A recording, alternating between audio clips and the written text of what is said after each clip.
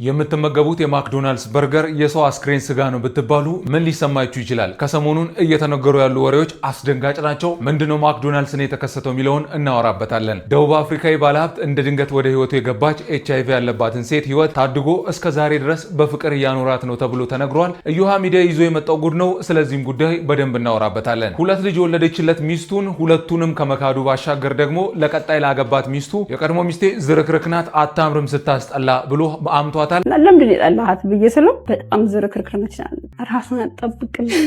በእሷም ጉዳይ የዲኤንኤ ምርመራም ይፋ ሆኗል። ምንድነው የተከሰተው የሚለውንም በዚህ ጉዳይ ሪያክት እናደርጋለን። በመጨረሻም ደግሞ የራቁትነት ጉዳይና የባምቢ ሀበሻ ቪዲዮ በጣም ብዙ መነጋገሪያ እየሆነ ይገኛል።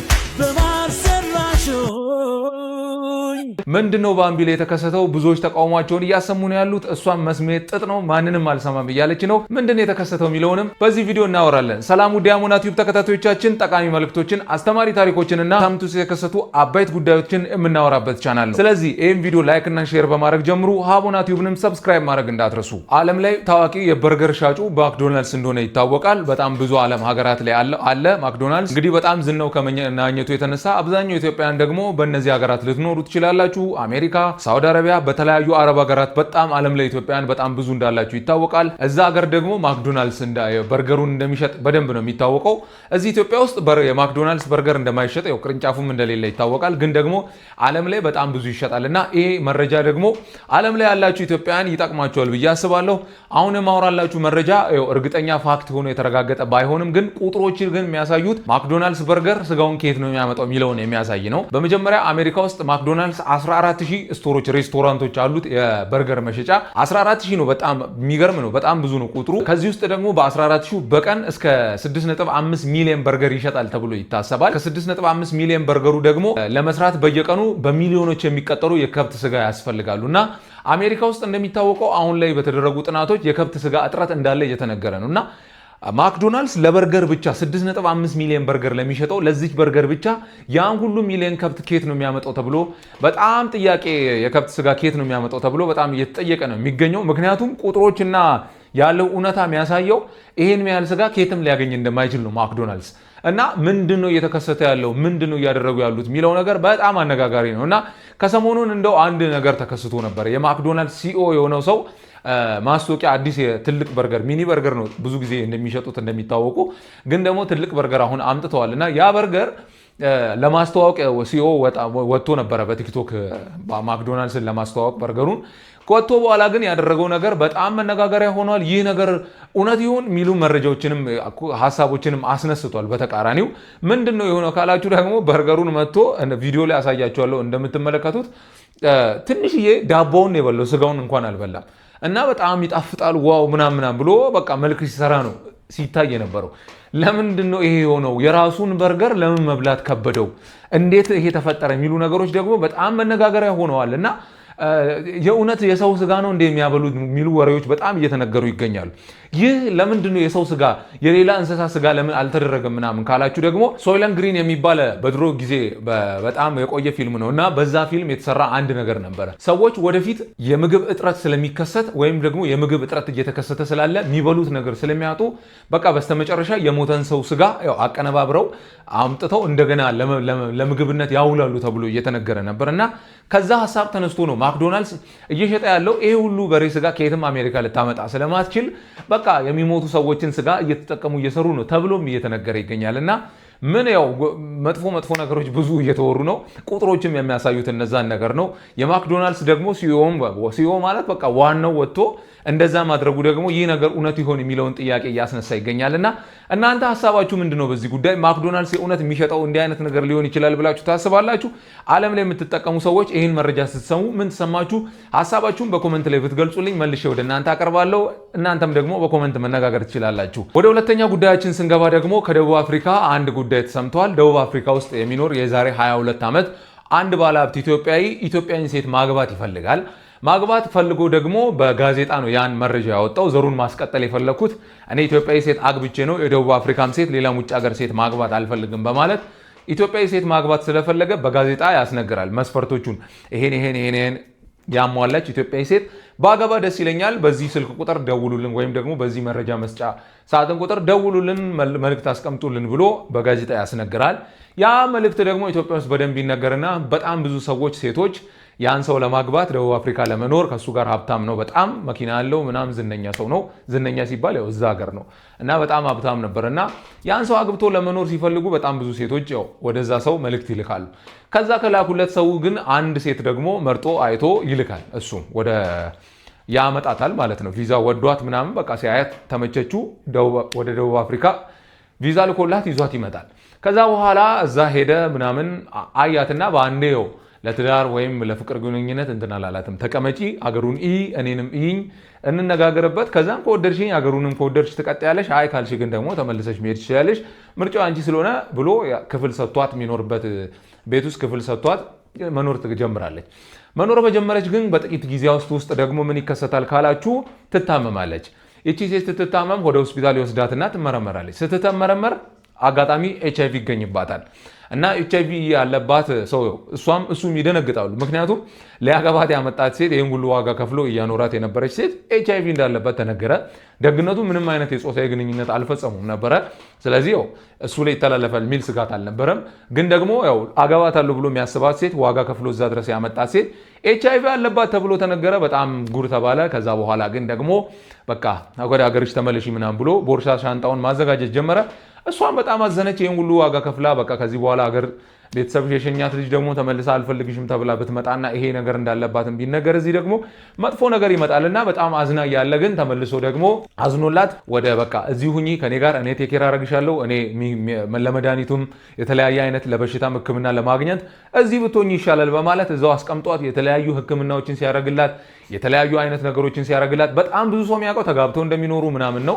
እሱ ግን ያው ከሷ ጋር የጋብቻ አይነት ነገር ሳያረግ ግን ደግሞ በቃ የሚያስፈልጋትን ነገር ሁሉ እያደረገ ለ22 ዓመት አታምኑ፣ ለ22 ዓመት አብሯት ነበረ። አብሯት ሲንከባከባት ነበር። እዩሃ ሚዲያ ላይ ነው ወጣ ይሄንን የተናገረችው። እሷ ብሞትም ይሄን ነገሩን ይሄን መላእካዊ ባህሪውን ሰው ሳያቅ እንዳልሞት ብዬ ነው ይሄን የተናገርኩት እያለችም ስታወራ ነበርና በጣም የሚገርም ነው እውነት። በጣም ብዙ ቀጣይ ማወራላችሁ መረጃ ደግሞ አንድ ባል ደግሞ ክፉ ነውና ትዳር መጥፎ ነው ምናምን ብላችሁ ባወራችሁበት ደግሞ እንዲህ አይነትም ወንዶች ደግሞ ኖሮ መልካምነታቸውን የሚያሳዩ ሰዎች አሉና የሚገርም ነው በእውነት። ዓለም ላይ እንዲህ ያለ ሰው አለ ብላችሁም ታስባላችሁ። አስቡት፣ አገባታለሁ ብላችሁ ያመጣችሁት ሴት ገንዘብ እያላችሁ ዝና እያላችሁ ሰው ሁሉ እናንተ ጋር መምጣት የሚችልበት አቅም እያለ የተለያዩ ሴቶች እናንተም ብሎ መምጣት የሚችሉ እያሉ ግን በቃ ከነበሽታዋ ተቀብሎ አኖራት። 22 ዓመት ያለውን ንብረት እየሸጠ አቆይቷታል። እና ዘመድ አዝማር ለምን አታገቡ ለምን አትወልዱ ምናምን ብሎ ሲያወራቸው አንዷ ኩላሊት ፌል ስላደረገ መውለድ ይከብዳታል ብሎ እየነገረ ነው እስከዛሬ ድረስ ቤተሰቦቹን የተለያዩ አይነት ሰዎችን ያቆየውና ለማንም ይሄ ችግር እንዳለባት አልተናገረም። HIV እንዳለባት አላወራም። በውስጥ ብቻ ሲንከባከባት ብዙ ነገር ሲያደርግላት ነበረ። በጣም ብዙ በሽታዎች ሌላም ደግሞ ተጓዳኝ በሽታዎች ነበሩባት። ይሄን ሁሉ እያሳከመ ያለውን ሁሉ ሀብት አጥቷል ምናምን ትላለች እሷም ወጣ ስታወራ ብትሰሟት እና በጣም የሚገርም ነገር ነው የተከሰተው። እና እንዲህ አይነትም ፍቅር አለ ልላችሁ ወዳለው። ከዚህ ግን ቀጣይ ማወራላችሁ ደግሞ ታሪክ በጣም የሚያናዳችሁ ነው። እንደዚህ ተገርማችሁ ደግሞ በዚህኛው ደግሞ ባለትዳር ደግሞ የምትናደዱበት ነገር ነው። ወደ ሶስተኛው ጉዳይ ሳልፍ ምንድነው የተከሰተው በዚህ ሰው ጉዳይ ደግሞ ካላችሁ ይህ ሰው ደግሞ አግብቷት 2 ወልዳለት አንደኛው ደግሞ የ6 ወር ልጅ ነው እና ልጁን ክዶ አላቅሽም እስከ ማለት ደረሰ። ለምን ካላችሁ ሁለተኛ ሚስት አገባ ማለት ነው እቺኛዋን ፈቶ እና ሁለተኛ ሚስት አግብቶ እየኖረ ያው እቺኛዋ ደግሞ ልጆች ናቸው ቢያንስ አትሊስት የሆነ ነገር ልታረግላቸው ይገባል። አባትነትህንም ደግሞ ልትክድ አይገባም። እያያቸው የወለድኩት ልጆቼ ናቸውና ብላ በቃ መጣች። አልሰማሽም አላት። ሰው ወደ ሚዲያ መጣች። ሚዲያ ላይ ከመጣች በኋላ ዲኤንኤ ምርመራ እንዲደረግ መረጃዎች ዲኤንኤ ምርመራ እንዲደረግ ተደረገና ይህ ግን ከመሆኑ በፊት ይህ ሰው ለምን ካደ ካላችሁ በቃ ሁለተኛ ሚስት አግብቶ ስለኖረ እኔ ልጅ የለኝም ምናምን የሚለውን ለዛች ለማሳየትና እንትን ለማለት እና ብታምኑም ባታምኑም አንዱ ልጅ ትልቅ ነው፣ አንደኛው ልጅ ደግሞ ገና የ6 ወር ህፃን ልጅ ነው የወለደችው። አስብ፣ የ6 ወርን ህፃን ልጅ ካደ ማለት ነው። እና ወደዚህኛዋ ሴት ከሄደ በኋላ ብዙ ነገሮች ተከሰቱ። እችኛዋም ደግሞ ያገባት ሴት መጣ ሚዲያ ላይ እያወሩ አንድ አስቀያሚ ነገር ተናገረች። በእውነት የልጅን እናት እንደዚህ መናገር በጣም በጣም ያስነውረናል። በእኛም ሀገር እንደ ሴትነትም ሴትን ደግሞ ሌላም ሴት እንደዚህ ወንድ እንደው አውርቶ ቢሆን ወንድ ትንሽ ጨካኝ ነው ብላችሁም ልታስቡ ትችላለ። አንድ ሩህሩህ ነው የምትባለው ሴት ልጅ ሩህሩህ ናት ነው የምትባለው በባህሪዋ።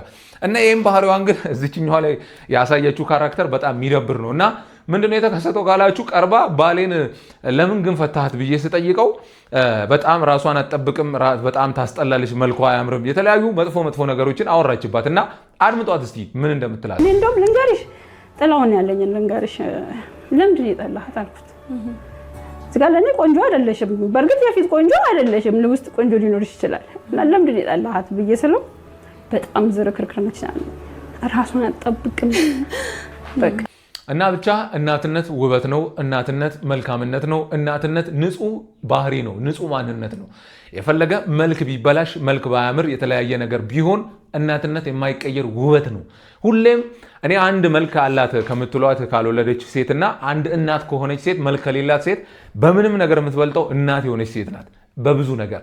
ስለዚህ እናትነትን እንዲህ ማቃለል አይቻልም እና የዚች እናትነት በእንደዚህ አይነት ንግግሮች የሚወሰዱ አይደለም እና ክብር ለእናቶች። ሁሌም እናቶች የተከበራችሁ ናችሁ። ሁሌም ለልጆቻችሁ መልካም የምታስቡ ርህሩህ የሆናችሁ እናቶች አላችሁ። ክፉ የሆኑ ባሎች አሉ፣ መልካም የሆኑ ባሎች ደግሞ አሉ። እንደ ቅድሙ እንደነገርኳችሁ አይነት መረጃ ደግሞ አለ። ለ22 ዓመት የሚንከባከብ ባል ምንም ሳያገኝ ምንም አይነት ነገር እንትን ሳይል ማለት ነው። አትሊስት ሳይወልድ እንኳን ነው እንደዚህ ሲያደርግ የነበረው እና በጣም ብዙ አይነት ሰዎች አሉ። ትዳር እንዲህ ነው ብለን ልንገልጽ አንችልም። ግን ደግሞ በጣም መጥፎም ባሎች አሉ። ደግሞ እንዲህ አይነት ባሎች ስታገቡ መጠንቀቅ አለባችሁ። ማንን የቀረብኩት የሚለው ማወቅ አለባችሁ። ሴቶች እንዲህ አይነት ሰዎች አሉና ከእንደዚህ አይነት ክፉ ሰዎች ብትጠበቁ ብዬ ይህን መረጃ አቀርብላችኋለሁ። ወደ አራተኛው ጉዳይ ስንገባ ደግሞ ባምቢ ሀበሻ ከሰሞኑን በጣም መነጋገሪያ ድጋሚ የሆነች ነው።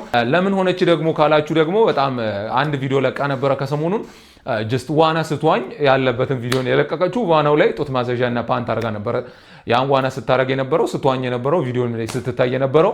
ግን በጣም ብዙ ተቃውሞዎች ሲነሱ ነበረ። ኮመንት ቦክሷን ብታዩ በጣም ደባሪ ነገሮች ነው ሲናገሩ የነበሩት። ህዝቡ ወይም ደግሞ አንዳንድ ሰዎች ከሷ ምን እንደሚፈልጉ አላቅም፣ ምን እየተከሰተ እንደሆነ አላቅም።